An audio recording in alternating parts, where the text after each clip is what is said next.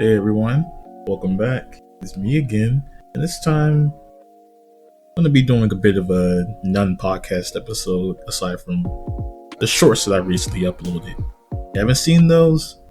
Hope you'll watch them. I put some level of effort into them.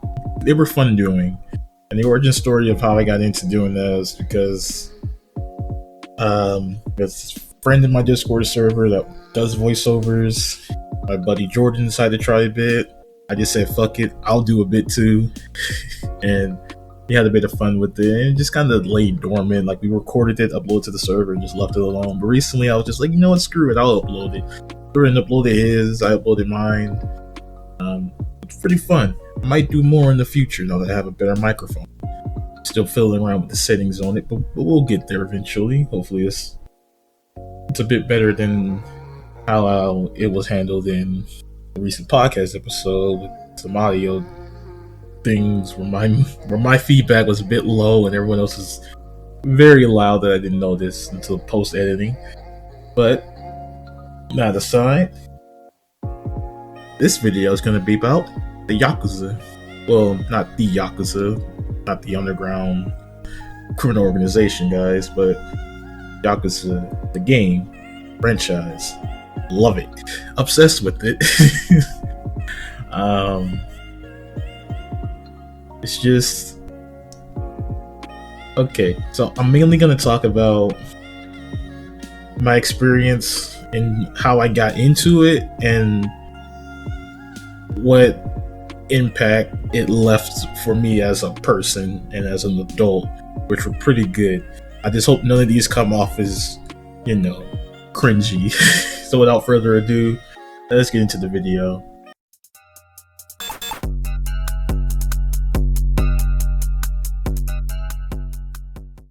So my experience with the Yakuza franchise, starts around 2017, 2018-ish, when I was just on my PlayStation 4 and there was a sale going on. And instead of, playing in my backlog like I probably should have, I wanted a new experience. Mostly because I was kind of tired of all the games that I had in my backlog to begin with, to be fair. So here I am on the sale, scrolling through games. I see this obscure game called Yakuza 0. And at the time, it was fairly obscure, but it's kind of, not that obscure. but in general, it's just kind of funny to call it obscure at all because of how popular it is now. But I digress. I saw this game on sale and I think it was like $5 and I was like, yo, this game looks pretty cool. Let me try it out. Downloaded it, played it a little bit. Didn't get to a point where I could save yet, but I played a very little bit of it and then I just kind of stopped because I had a problem with buying games and then dropping them quickly. It's not that the games were bad, it's just my attention span was kind of horrible at that point, I would say. But one day, Kiwami 2 was free on Kiwami 1 was free on PS Plus, and I was like, well, hey, another Yakuza game to add to my collection, so I claimed that one. Although I'm looking back at it, I may have this story kind of backwards. I think I may have claimed Kiwami 1 first and got 0 later. Either way. Either way, I got back to 0 eventually, but then dropped it. And this sounds because I was just mostly focusing on multiplayer games that I was playing with my friends. So I was playing Destiny, doing DLC content that was out at the time, or just playing some good old Fortnite with the homies. Still do a bit of, not so much Destiny anymore. I need to get back into it. I like the new stuff that's coming. Fortnite, I still need to get back into that. Well, I still play it, just haven't done it in a while, which is kind of a shame because this new season looks great. This video is about neither of those, so let me not derail too long. This is about Yakuza and how I was bad at actually starting it beforehand. But when I finally sat down and played the game, it was truly an experience. It's just, I got to see everything that my friends kept hyping up about it. Like, I got to see the cool boss fights, the mini games like the race car and karaoke, the the disco. I got to see both of the characters. I got to experience Friday Night in 1980s Japan, and that is something that I want everyone to experience because this game here, beautiful. Cue Friday Night. Let's get that. さて、一丁決めてくるか。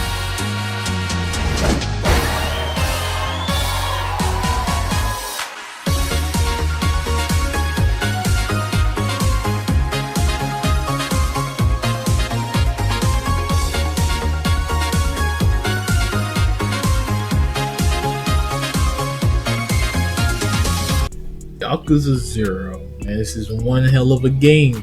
I walked into this franchise with very little knowledge aside from the over the top crazy sub stories or just the really well. I didn't know much about the mini games. I just knew that there were mini games in it, and I just knew that there was disco. That was about it. Didn't really know much about the other mini game. I didn't even know about karaoke. That's how little I knew about the games. But I feel like even if I did know these things walking in, nothing could have prepared me for this borderline, not even borderline, it's just a spine-chilling split campaign that constantly left me at the edge, the very edge of my seat. I'm not even exaggerating. It's like each character between the two, Kiryu and Majima, they both get like 2 chapters each, and then takes a break. And then you just switch to the other character. And it's really fun because I don't think I played a game where you switch characters like that every so chapters. Because I think for the most part games that I play, you just continue with one. But yeah. So on one hand, you get to play as Kiryu, who has his 3 styles of fighting, which are more like, I want to say he fights more like a brute, and with Majima he fights more kind of like, he doesn't have as much brute strength as Kiryu does, but he makes up for it by being very resourceful and doing these really cool dance. Well, I mean, there's one fighting style where he does dance moves as a baseball bat with another, and the other one's just thug style or something. In this game, you get to play as the two before they became who they are in later on the franchise. You know, like with Kiryu, for example, he's known as the Dragon of Dojima, and if you're a seasoned veteran player, whatever, of the franchise, then you already knew him as the Dragon of Dojima. But I didn't. I just knew him as Kiryu. I just knew him as the guy that sung karaoke with Nishiki and just hung out at the bar with Rina, just having fun. I knew Majima as the guy who just told the guy to essentially fuck off when he was just told to, hey, apologize, because I'm gonna explain how he got that eye patch later. I'm not gonna do it here. But other people knew him as the Mad Dog, Shimano, before they got here. I just knew him as Majima, and this game shows you what leads into that. So, hey, I'm gonna start with Kiryu.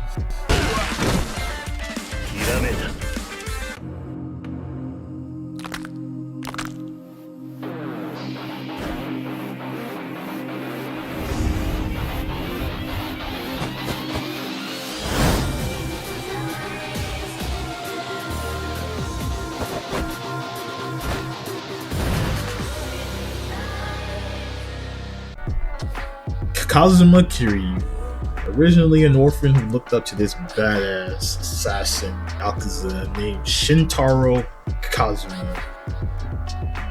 I hope I'm saying both of their names right. I know they're pronounced similar, but they're spelled differently. But just know, the main thing that you need to know about this guy is that he drops bodies like I drop video games after a Steam sale.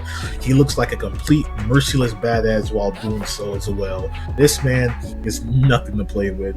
People in the Dojima family looked up and respected and even feared this man. He dropped so many people that he had to make an orphanage for all their kids, all the people that he just dropped. So this is not even an understatement. I feel like this is more of an understatement of how many people that he's put on a shirt. This man is nothing to play with. I'm not even trying to oversell him. He's just that much of a badass. So much so that they had to wait until he was in prison to pull some slimy shit on him. And that was more so from Sohei Dojima pulling some really slimy shit. And so the first two chapters of the campaign takes place take over in Kamurocho in the 1980s with Kiryu.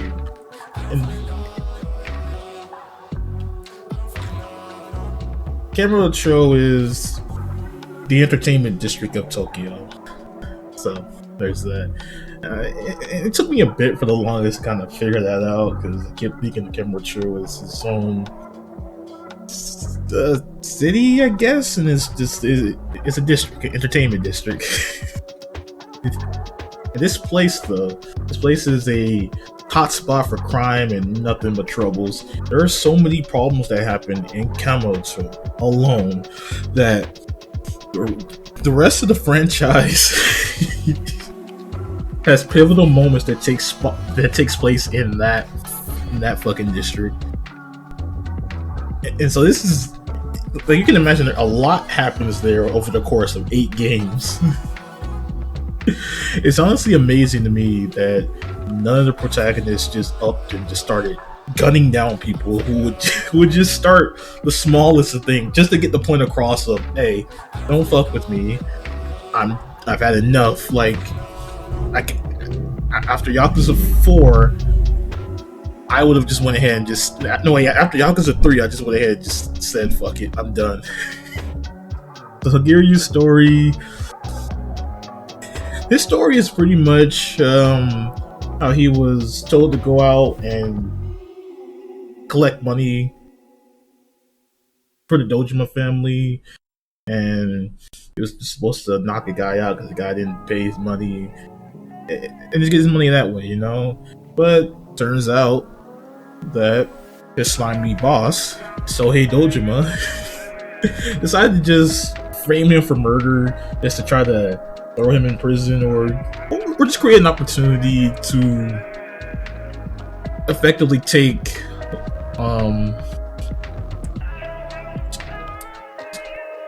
Shintaro's spot, which, you know, it's kind of fucked up.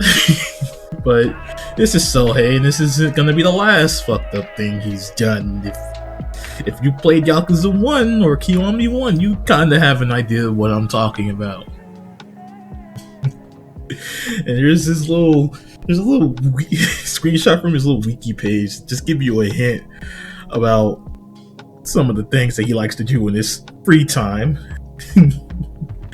But basically, he ordered his 3 underlings, his lieutenants, to try to go and find a way to secure this small plot of land that everybody in the Tojo clan wanted to get.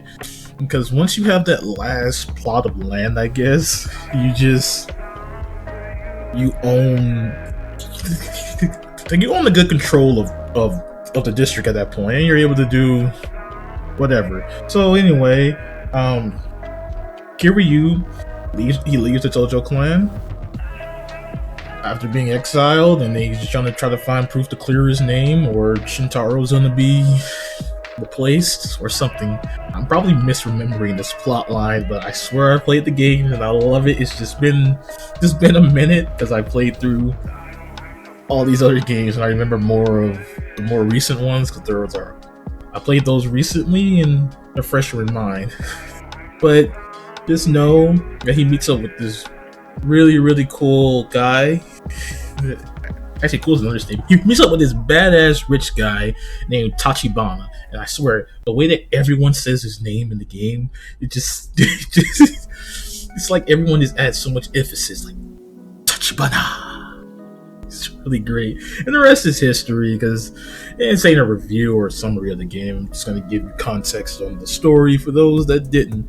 This is gonna be about why I love Kiryu and how important he is to me, as well as Majima. But this is Kiryu's part, so Majima fans, you can just wait for the second half of this video.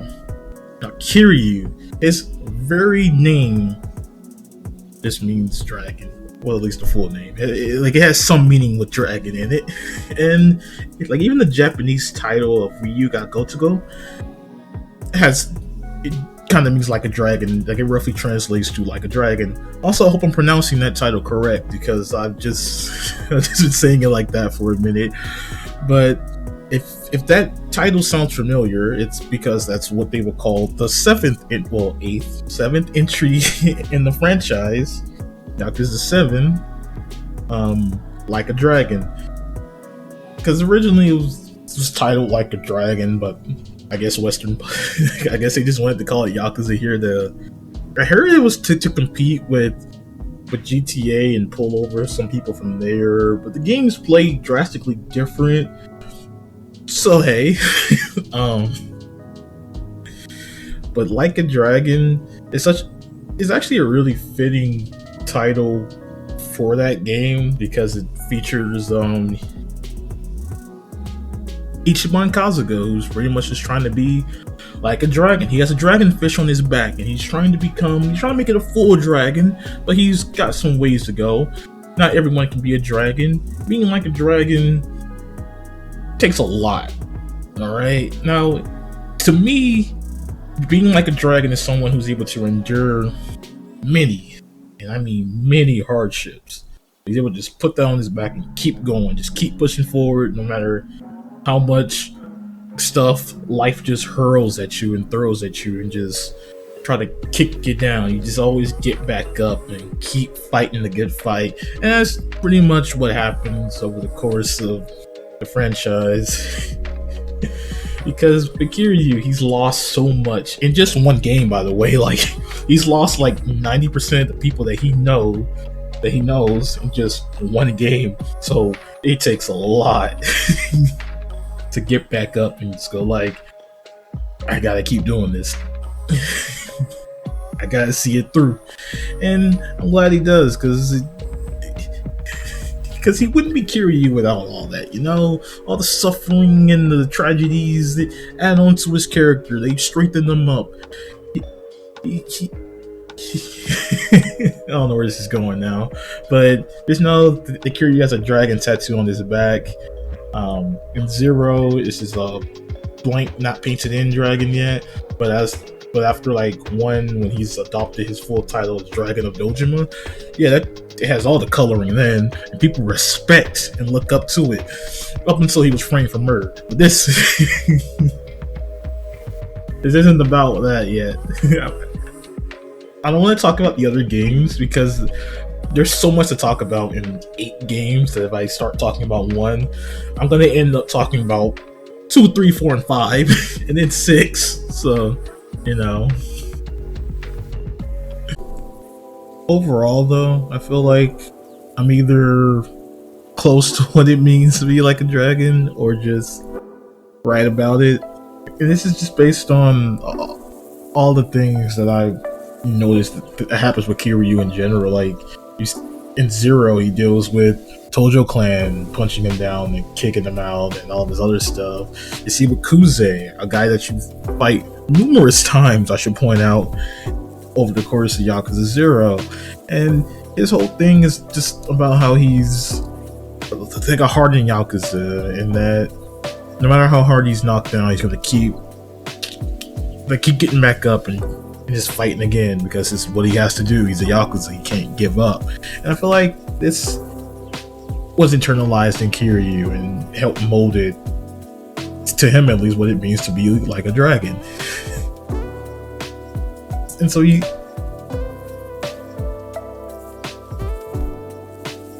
we also see what happens in other games, like 1, for example.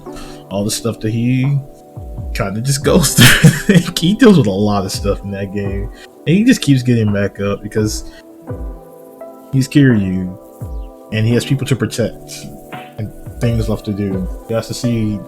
He has to see it through, basically. Like aside from just the way I interpret it, I feel like this is also how it's interpreted by a good majority of the people over on the Yakuza subreddit, which I should add is one of my favorite subreddits on that site. Like, I've seen a lot of, dumpster fire subreddits, but this one's pretty great. Like, I've seen some really cool talent.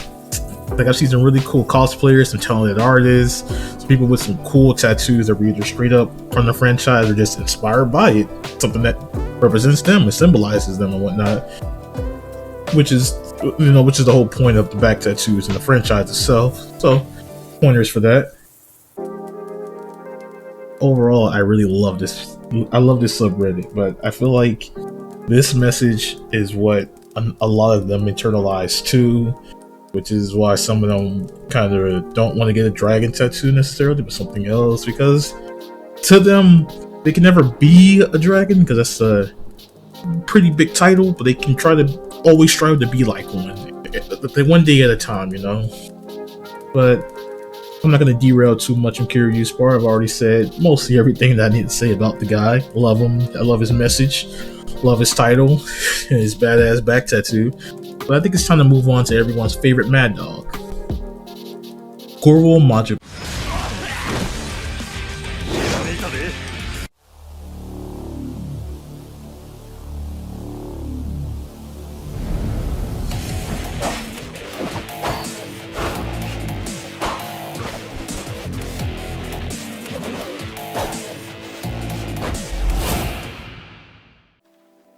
Now we're talking about Majima. Goro Majima, the Mad Dog himself, and quite a fan favorite. In fact, probably one of my... Well, actually, he's definitely top 3 characters in terms of this whole franchise. Might be number 1, I don't know. But Majima's story in Zero starts back year just before, like, I want to say maybe 2-3 years before Zero takes place. He was originally going to go on this hit with this Oath brother, but then things didn't go according to plan. Someone behind the scenes were pulling strings. Chibano came in and was like, yeah, I can't let you do the hit. There's been a change of plans. Majima was like, well, my Oath brother's out there, can't leave him. Majima was disrespecting orders, so he was jumped, tortured a bit, beaten. He lost his eye that day because this one guy was really hounded into him. He was just like, hey, I need you to respect me or whatever, and I need you to apologize. Yeah, that was it. He was just like, I want you to apologize. And well, he was like, I want you to apologize and I want you to get on your knees and beg or whatever. And Majima was like, I'd rather lose an eye than beg to you. And then he opened his eye wide open and just let the blade in. That's why if you ever look at him without his eye patch on, there's no scar there. It's just the eye is just closed because it's completely fucking stabbed. But after that, he was tortured for a few days, and then his boss came in and was like, wow, I'm surprised you're actually still alive, and then shipped him over to Sotenbori, which is in Osaka. It's the entertainment district of Osaka, much like in Tokyo. There's Kamurocho. Both of these districts are based on real districts, but I kind of suck at pronouncing them, so I'm just gonna leave it at Kamurocho in Sotenbori. And so, as he's put there, he's just told to run this cabaret club called Grand, and it's like, and he just earned this money, and we'll think about letting you back in. And so he took it up because it was pretty much the only thing he could do. And he was also highly monitored. Like, Chimano, his boss, he had his older brother, um, Tsukasa Sagawa. Yeah, that's it. Hopefully, I'm pronouncing the first name right. But yeah, his older brother essentially just watch over him and have his family just keep a super tight eye on it, and it was so tight that even the homeless people, so to speak, homeless people were actually part of the family or just there to keep an eye on this guy. So he literally couldn't, like, if he went down the wrong street on his way home or a different alley or something, and they didn't know, that they wait till he got home and go like, "Hey, where the hell did you go?" Or eventually just find them and go like, "Hey, where the hell did you go? You know you can't go anywhere without me saying so." And so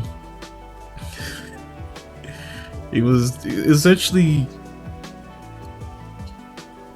he was babysat, but like super aggressively, and also told to run this cabaret club, which he ran really, really well. So much so that people kind of were like, "Hey, why do you want to go back to the Yakuza? You know, you could just stay here and keep earning us money. You know, you're doing a hell of a good job here." And he's just like, "Nah, I need to get back into the family because I need to get back in there for my bro, Saejima, for when he gets out." Saka was like, "I don't think he's getting out." But he's like, "He will, and I need to be ready." One day, Shimano just comes in, and he tells Saga was like, "Hey, I have a hit for him. If he's able to do this successfully, it's back in the family. No questions asked, you know." And so Majima hears this. He's eager, and he's just like, "All right, I'll take the task. Any job, you know, what is it?" And he's just like, "All right, I need you to kill this person named Makoto." And at first he's kind of hesitant, but he's just like, "You know, it is what it is. I kind of figured I had to get my hands dirty eventually." Goes in there. Like he finds a spot of where the person should be located at. Goes in there. First he sees this blind lady. Like it was a massage parlor, yeah. There was this blind lady that came in. We didn't know it was blind. Like she just walked in, and Majima's sitting there holding a blade. And what gave it away was when she just walked right past him. It was like, "Is someone here?" And he just kept quiet. And then later on, comes in this big buff guy named Lee, who he thinks is Makoto. He starts fighting him. And then the other Yakuza break in after their fight's over, and they're just like, "Yeah, we're looking for Makoto." And he's like, "I am Makoto." And it's like, "Yeah, no, you're not." And they see the blind girl. It's like, "Yeah, that's Makoto. We gotta kill her or take her or something." And so Majima will spend a good majority of the game keeping her safe and whatnot, or at least trying his best. Lee would too for a bit, so things got very messy. Not gonna lie here, Majima's side of the story is really messy. I would say even a bit more messy than, let's say, Kiryu's side of the story. But I'm sure there's some that would disagree. Now, Majima, by the end of Zero, has witnessed a number of people before him that lived their life exactly the way they wanted to. They didn't regret it, and they lived it in a way that's crazy to other people, you know? Like, I get some people who would just like, I want to say, not do half of the things like this one character did, like Nishitani. This guy looked for fights. He grew up from it. Like when he was a kid, I think he was adopted by this cop, and then he ended up, like, he killed someone, or maybe he killed someone, and then that's how he ended up adopted. Either way, the guy is pretty much a precursor to Majima's fighting style of the Mad Dog. I'm derailing quite a bit, but there were people like Nishitani, Lee, and Sagawa, and maybe someone else, but all of these people were in his life, and they lived, and somewhat spoiler, but they lived and died the way, you know, that they wanted to go out as. Nishitani, even while he was dying, was still absolutely crazy and wanted to make sure that he was going to get the final kill. before he left. Lee Lee was let's say less crazy than Ishitani, but it was crazy in the sense that he stuck his neck out a lot for Makoto and other people, so much so that it would have gotten him killed many times over, and then it eventually did. And by the end of the game, Majima's kind of like, he's had enough of the city. No one seems to know what good and bad is. They just kind of do whatever, and so he's just gonna live his life and do whatever he wants. He's just like, I'm just gonna do whatever. Essentially, I'm butchering what he actually says, but it's pretty cool. It's just like, I'm gonna live crazier than anyone ever before or something. And what I took away from that is I took away that there's a lot of things that may happen, but I can't let that linger on with me forever. I've got to move on, and the way I move on is just living my life pretty much as free and free and crazy as possible as I want. Not forcing it, just a natural thing that I like. Like, it's just me. I like to live the way I am, because beforehand, I more or less had like a leash around me, not people watching over me, not the whole family at least and whatnot, but it was just the way that I was in, I want to say, high school and in early college.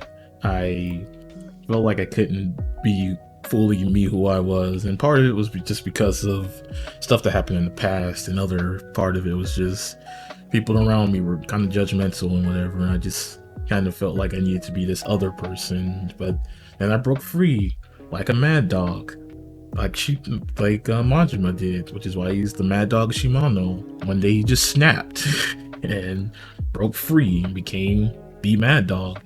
Like, towards the end of the campaign, he had like a crazy look in his eye because he just had enough. Like, quite a lot happened towards the end of the campaign. He was jumped because he got super depressed because he found out everything was just, I know I said I wasn't going to talk too much about the plot, but everything that happened was according to Shimano's plan, and that just made him seem like he was some clown or whatever.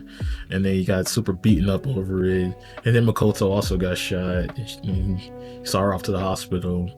So it was a lot. Life was just kicking his ass, and then he was just like, you know what, screw it, I'm biting back at life. That's the message that I wanted to get across earlier before I started fumbling. The part of what makes the Mad Dog is that he was chained up for a bit and provoked and teased and whatnot, and then that leash came off and he was free. He bit back at everyone. And just live the way he wanted to. Now, over the course of the franchise, he kind of becomes not necessarily less like of a mad dog. He just becomes a bit more serious, which is not inherently a bad thing. And some people interpret him becoming more serious as the mad dog mask just slipping off and the real him coming out. But I like to think that the mad dog persona is actually part of him. Not every personality is just so straightforward where there's only one main thing about it. I feel like the serious aspects that we see in Yakuza 4 and a bit of 5 and 3, those are still him, because later on, after things are no longer like as serious as it needs to be, and he can just chill back a bit, he goes back right to acting like he normally does, like a regularly scheduled thing.